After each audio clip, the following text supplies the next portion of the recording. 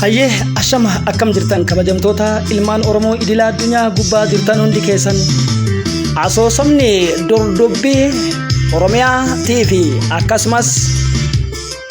godaannisa yakka nafxanyoota kaleessa qe'ee Oromiyaa irraa walirraa habaru qabsaa'ota keenya milluu qabsoo bilisummaa Oromoo keessatti qe'ee Oromiyaa kaleessa jechuudha kutaa lammaffaa qe'ee Taaddasaa Birruu Agarii Tulluutti dhaabne har'ammoo yaadaan fuudheetiin qe'ee hayyu duree adda bilisummaa Oromoo Jaal Daawud Ibsaa ayyaanaadha isin geessa horroo guduruu nafaana bu'aa ani qopheessaan sagantaa kanaa Soofumar Gadaatiin dordobbii shoora qabsaa'ota bilisummaa Oromootii fi akkasumas gochoota godaannisa impaayera Itoophiyaa qabsaa'ota Oromoo irratti taasisan kan wal barruun kutaa keenya sadaffaa har'aa keessatti yaadan godina horroo guduruu Jaal Tolosaa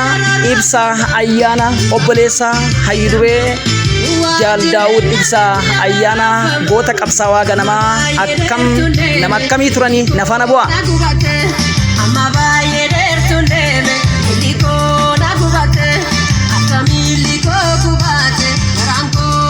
Jaal Tolosaa Ibsaa ayyaana nama akkamii turanii du'eera jedhamee akkasumas miidiyaalee addunyaa adda addaa sagalee bilisummaa Oromootiinis gaddi labsame guyyoota 15 booda akka lubbuun jiru dhagahame bara chaartaraa Tolosaa Ibsaa ayyaana godina horroo guduruu Wallaggaa aanaa horroo bakka addaa Abuunaa jedhamutti abbaa isaa obbo Ibsaa ayyaanaa fi harmee isaa addee Alamii Gaarii irraa 1957 akka lakkoofsa Awurooppaa akka lakkoofsa biyya Itoophiyaa dhalate Tolosaa Ibsaa barnoota isaa sadarkaa tokkoffaa magaalaa Shaambuutti kan barate yommuu ta'u sadarkaa lammaffaa immoo yeroo sana magaalaa Shaambuu waan hin jirreef gara magaalaa Naqamteetti maluun kutaa 9 hamma 12 baratee achitti xumure. Erga kutaa 12 xumure qabxii galumsa yuunivarsiitii fidachuu yuunivarsiitii Finfinnee kiiloo 4 deemee keemistirii barachaa osoo jiru 1980tti barata waggaa sadaffaa ta'e osoo jiru mootummaan jechuudha yeroo sana bilisummaatiin yeroo sana naannoo Sidaamaa jedhamee kan beekamu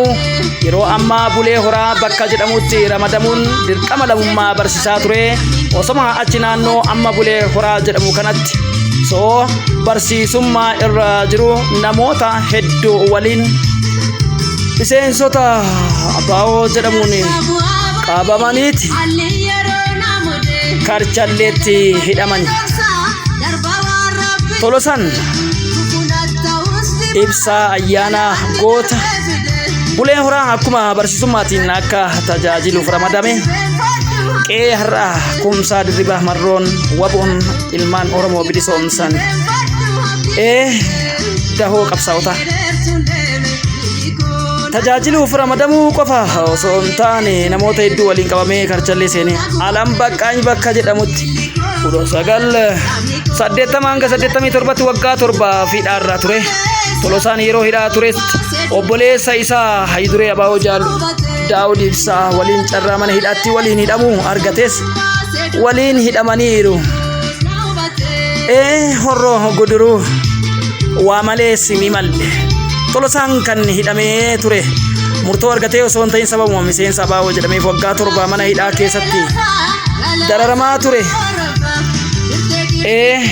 Impaayerri Habashaa maal lungodhin silattu Oromoo jennaan kan qabamuun kan gargaaru keessumaa jaallan isaa biratti gara laafummaa fi arjummaa of kennuu ta'uu bira darbee gootummaa isaatiin beekama. Erga mana hidhaa ba'ees Tolosaan jireenya biyya Itoophiyaa waan isatti ulfaateef yookiin ammas darraa waan ta'eef barnoota isaa yuunivarsiitii illee osoo hin deebi'in gara biyya ollaa Keeniyaa Naayiroobii kaampii Marsaabeet jedhamu keessa ture. Yeroo Keeniyaa kaampii baqattoota Marsaabeet jedhamu keessa ture obboleessa isaa Quxisuu Faqqadaa Ibsaa jedhamu kan biyya keessa ture kuni jechuudha. Egaa waliin darbee karaa xalayaa poostaa barreessuun namoota ji'atti al tokko qunnamuun haala keessa jiruun hime. Tolosaa Ibsaa Keeniyaa kaampii Marsaabeet jedhamutti 1978 irraa qabee hanga bara ABO'n gara biyyaatti galutti 91tti achi jiraachaa ture. Gaafa dhaabni gara biyyaa deebi'u Tolosaan egaa gaaffii hiriyoota isaa dhiyeeffateef carraa biyya alaa bahuu kana wal qabsiisee jechuudha. Ani kan irbuu itti seeni uummata Oromoo bilisummaa isaa argachuuf yookiin akka inni bilisoomuuf nan qabsaa jedhee irbuu waan hin seeneef fedhiin koo uummata koof qabsaa'uudha malee biyya warra adii jiraachuu hin barbaadu. Kanaaf carraan an kennina jedhe.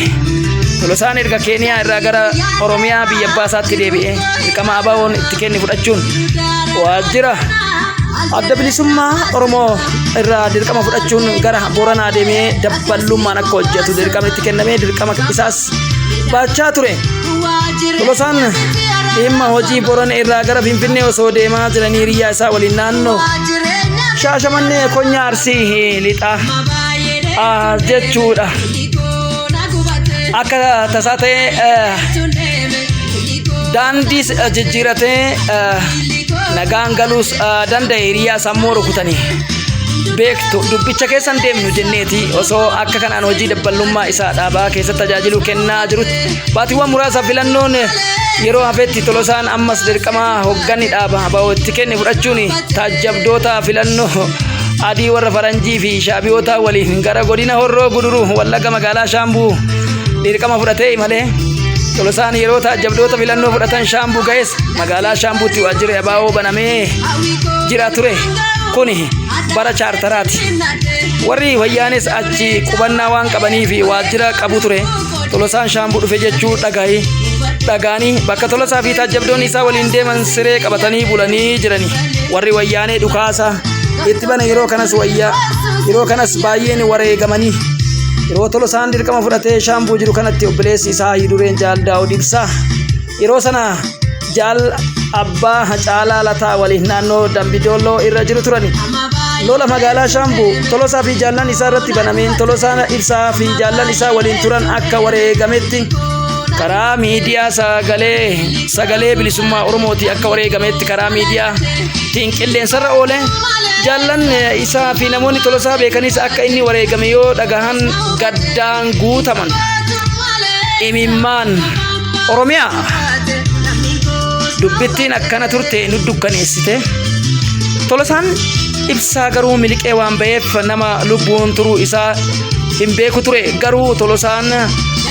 haxxummaa fi qurxummaa lola sanaa jalaa bahee guyyoota 15 fira isaa bira dhokachuun erga xiqqoo miidhaa irra gaheerraa dandamate akka lubbuun jiru maatii fi jaallan isaa hime. Oduun gammachuusis Horroo Guduruu shaah goote qe'ee gootota. Ergasii Tolosaa Ibsaa jaallan isaa waliin wal arguun naannoo godina Horroo Guduruutti guddaa keessatti sochiiwwan adda addaa irratti deddeebi'uudhaan ajaa'iba miidhaa irra gahinis Tolosaan yeroo sana magaalaa Shaambuutti akka wal dhaamanamuuf godhamus yaaddoo waan ta'eef kallattii biraan daandii biraa irra karaa Baqqalee jedhamu beekamu keessa ba'anii obboleessi isaa jechuudha wajjin akka godina sana keessaa bahee gara Finfinnee ol dhufee yaalamee ragaan argamanii foomsa. Tolosaan Ibsaa sababa wal'aansa gara Finfinnee ol dhufuun dhaabbata miti mootummaa Non-Governmental Organization IDPR jedhamu dhaabbata biyya Norway naannoo kiiloo 6tti argamu keessa galuun assistance research ta'uu achi keessatti qacaramee hojjetaa ture. Dhaabbata kana keessa Tolosaan yeroo yuunivarsiitii baratu hojjetaa waan tureef carraa kana akka lammataa argatuuf isa gargaareera. Yeroo dhaabbata kana keessa hojjetus intelligensii mootummaa waajjira isaa sanatti bilbilatee lubbuu isaa hafuu danda'eera erga ABO'n chaartara keessaa dhibamee bahes jechuudha. Maarree 1980 hanga 1987tti yeroo mana hidhaa turetti miidhaan irra gahes akkasumas yeroo garaagaraatti sochii qabsoo keessatti madoo fi miidhaa irra gahee turuun bultee lafee taati. Akkuma jedheen dhibee isaa bulee itti cimuun eelaan bara sana irra gahee oolee buluun maal hojjete Tolosaan maatii Tolosaa Ibsaa Jaal Daawud Ibsaa Yudureen Abaa'oo dabalatee obboloota isaanii biroo firoottan isaanii qabsoo kanaan miidhaman dararamaa as ga'aniiru. Tolosaan Ibsaa ayyaana qabsoo isaa keessatti umrii jiraate hunda ofiif osoo hin taane sabaaf jiraate gumaacha hedduullee akkasumas qarshii fi hacuuccaallee kamiyyuu dirqama dhiiga dhangalaasuutis yoo ta'e jechuudha. Keessattuu wanti addaa xiinsammuuwwan qabsoo Oromoo tuqan keessatti ummanni keenya lixaa tuqamuu aadde Dooyii Ibsaa obboleettiin Jaal Tolosaatii fi hayyudure keenya Jaal Daawud Ibsaa utisuu jechuudha. Yeroo sana naannoo Shiroo Meedaa kan jiraattu ofitti fudhattee wal'aanaa turtus lubbuun Tolosaa oolchuu hin dandeenye akka ogeessi yaala isaanii himeefitti dhukkubni Tolosaa miidhaa qaama isaarra kanaan dura reebameerraa sababa qabsoo kanaan wal qabatee jireenya maatii keessa akkamiin yaadattu dabarsitanii yeroo walii hin turtanitti jedhee gaaffii obboleessa isaanii fi faqqadaa gaafadheef akkas jedhanii jireenya maatii keessatti namni jabaan qabsoo irratti ciche yoomillee carrooma ta'uu baatus seenaa addaa hojjetee dhaloonni isaanirraa bahe hundi kana qaba. Kan biraa hunda caalaa jechuudha seenaa addaatiin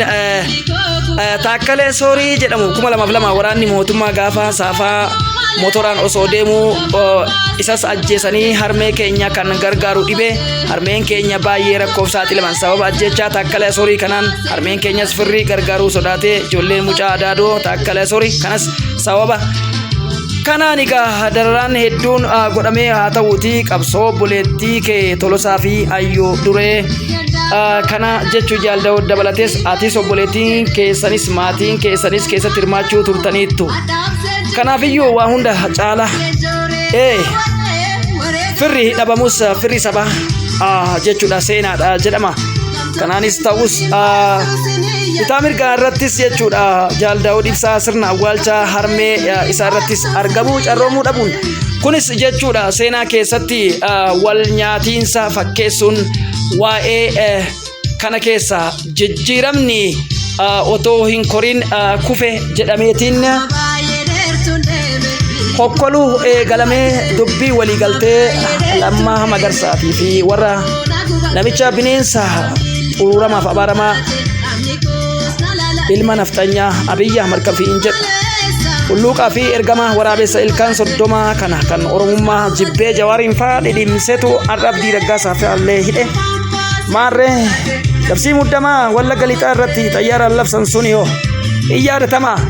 akkuma faqqadaa irraanfannetti irraanfannaa kabajamtoota hordoftoota keenya egaa kutaa kana jechuudha itti fufna nafaana bu'a.